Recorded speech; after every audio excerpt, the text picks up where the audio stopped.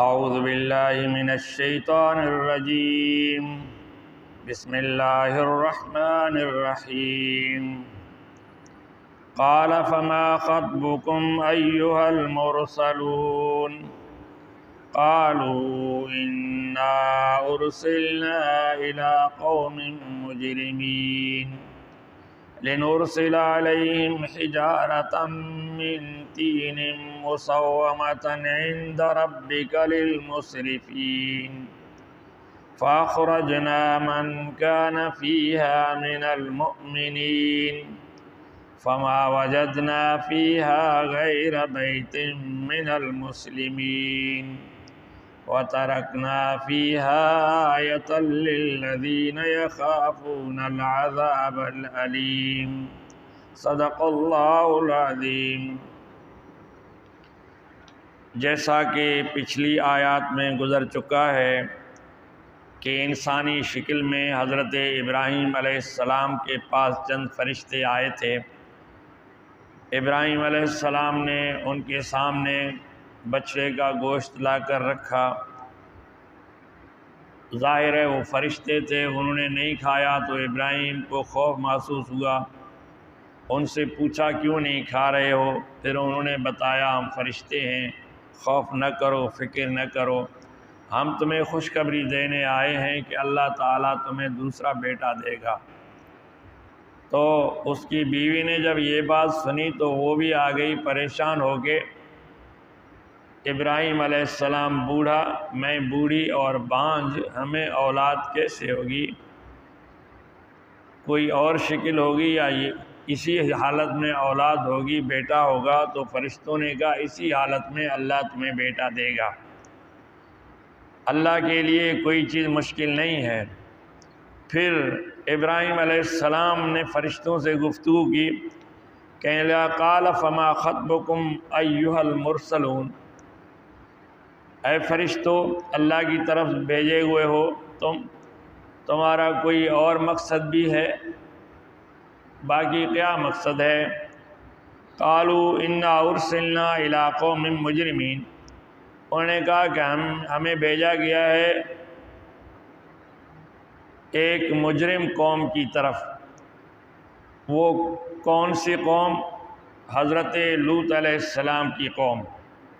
وہ مجرم ہے، وہ کافر تو تھے ہی اور گناہوں میں مبتلا تو تھے ہی، لیکن ایک بڑے گناہ میں مبتلا تھے جس گناہ میں آج تک کوئی اور قوم مبتلا نہیں ہوئی۔ وہ کیا گناہ تھا؟ وہ مرد کا لڑکوں کے ساتھ، مردوں کے ساتھ بدکاری کرنا، بدفعلی کرنا۔ آج تک یعنی اس وقت تک پہلے کسی نے ایسا کام نہیں کیا تھا، کسی قوم نے۔ انہوں نے اس حرکت کو ایجاد کیا۔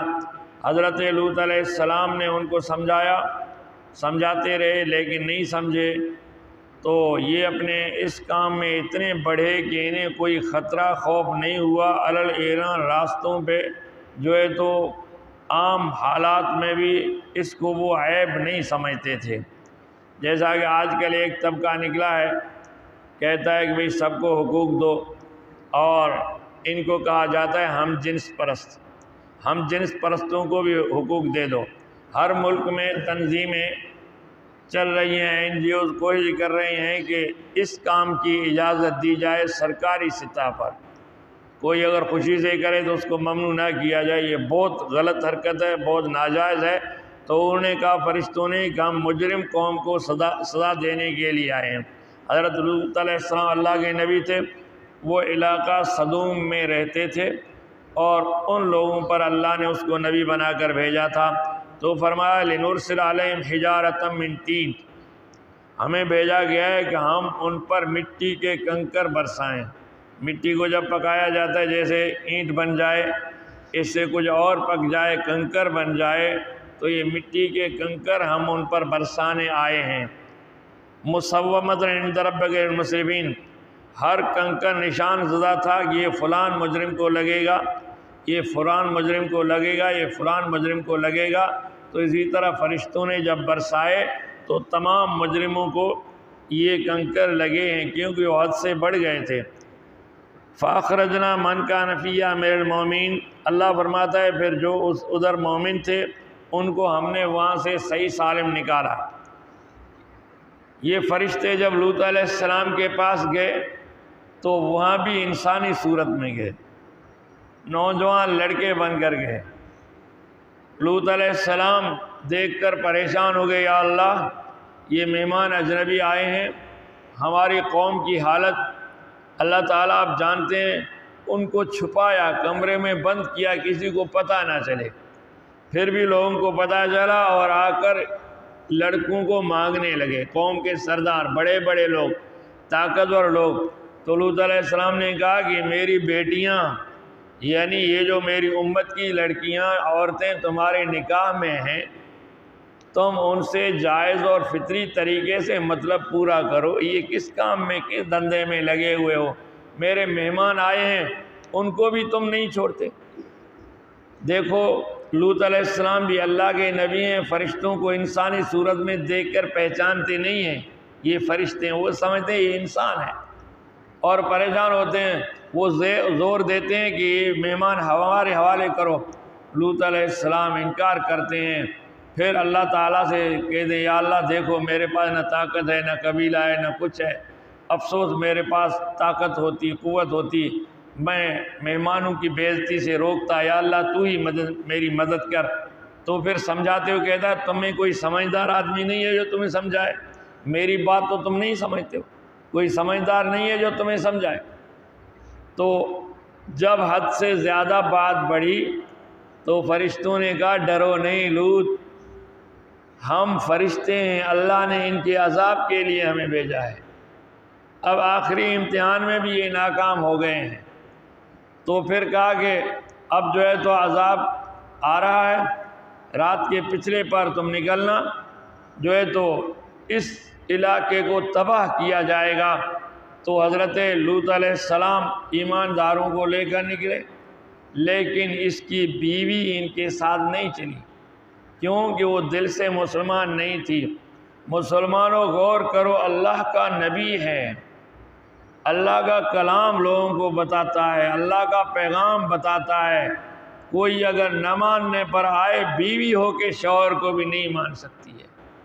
یہاں اگر مولوی کی بات، عالم کی بات کوئی اور نہ مانے، عمل نہ کرے، تو اس میں عالم کا قصور نہیں ہے، عالم کا کام ہے پیغام پہنچانا، ماننے نہ ماننے کا کام وہ سننے والے کا کام ہے۔ تو بیوی اس کی پیچھے رہ گئی، وہ بھی عذاب میں مبتلا ہو گئی۔ تو رب ذوالجلال فرماتے ہیں فَأَخْرَجْنَا مَنْ كَانَ فِيهَا مِنَ الْمُؤْمِنِينَ، اور پھر مومن جو وہاں تھے ان کو میں نے عذاب سے نکالا۔ فَمَا وَجَدْنَا فِيهَا غَيْرَ بَيْتٍ مِّنَ الْمُسْلِمِينَ، پھر اس علاقے میں صرف ایک مسلمانوں کے گھر کے علاوہ اللہ فرماتا ہے ہم نے کسی کو نہیں چھوڑا، کوئی نہیں پایا جاتا مسلمان ایک مسلمان گھر کے علاوہ، یعنی لوط علیہ السلام کا گھر تھا اور کوئی گھر تھا ہی نہیں مسلمانوں کا۔ وَتَرَكْنَا فِيهَا آیَةً لِّلَّذِينَ يَخَافُونَ الْعَذَابَ الْأَلِيمَ، تو پھر ہم نے چھوڑا وہاں نشانیاں ان لوگوں کے لیے جو اللہ کے دردناک عذاب سے ڈرتے ہیں۔ پہلے کیا ہوا، ان پر کنکر برسائے گئے، لوگوں کو لگتے رہے وہ مر گئے۔ تو آخر میں جبرائیل نے اس پورے علاقے کو چکی لگا کر، جیسے ہم درخت کی چکی لگا کر اٹھاتے ہیں آم یا دوسرے درخت کو، اللہ تعالیٰ کے فرشتے نے اسی طرح اٹھا کر اس کو الٹ دیا، کیونکہ ان کے کام بھی الٹے ہی تھے، الٹے کاموں کی وجہ سے وہاں ہلاکت ہوئی ہے۔ نبی کے دور میں بھی تاجر اس علاقے سے گزرتے تھے، اس علاقے کو دیکھتے تھے، صدوم کو، اور جو ہے تو عبرت حاصل کرتے تھے۔ تو اس طرح جو ہے تو اللہ نے اس قوم کو اس غیر فطری فعل کی وجہ سے، جو مرد مردوں سے، لڑکوں سے اپنی خواہشات پوری کرتے تھے، اللہ نے ان کو عذاب میں ہلاک کر دیا ہے۔ اس کے بعد بھی مختلف لوگوں میں یہ کام چلتا رہا۔ آج کل اس کی وجہ سے ایک بڑی بیماری پیدا ہو گئی ہے جس کو کہتے ہیں ایڈز، اس کا کوئی علاج ہی نہیں ہے۔ جس کو یہ ایڈز لگ جاتا ہے، ایڈز 3 چیزوں سے لگتا ہے۔ ایک تو جس سے جنسی تعلق قائم کرے اس سے بھی لگتا ہے، کسی کو بندہ خون لگائے، ایڈز زدہ خون لگے کسی کو، اس کو بھی یہ بیماری لگتی ہے۔ اور اگر اس کی سوئی، اس کا بلیڈ، اس کا سرنج استعمال شدہ جو ایڈز والے کی خون کو لگے، پھر صحت مند والے کو وہ چیز لگے، وہ سوئی، وہ انجیکشن لگے، وہ بلیڈ لگے، اگر اس کو کٹ لگ گیا اس کو بھی کٹ لگے تو یہ بیماری اس کو بھی لگتی ہے۔ اس کا آج تک علاج دریافت نہیں ہوا۔ ہر سال دنیا میں ہزاروں لوگ اس بیماری سے مرتے ہیں، چاہے مرد ہوں یا عورتیں ہوں۔ آخر کار ان کا جو ہے ان کی موت جو ہے تو ہے ان کے لیے، زندگی نہیں ہے۔ اللہ تعالیٰ ان چیزوں سے تمام لوگوں کو بچائے، پوری دنیا کو بچائے۔ لیکن شیطان لوگوں کی ایک خواہش ہے یہ کام چلے، آگے بڑھے، اس کی ہمیں آزادی ملے۔ دنیا میں بہت سے ملک ہیں جنہوں نے اس کام کو قانونی طور پر جائز قرار دیا ہے، جن میں امریکہ ہے، برطانیہ ہے، دوسرے بہت سے ملک ہیں، آسٹریلیا ہے۔ پاکستان میں فٹی بل میں یہ چیز لائے تھے، لیکن علماء کرام کو شاباش ہو، انہوں نے اس بل کو رد کروایا، اس ترمیم کو نکلوایا۔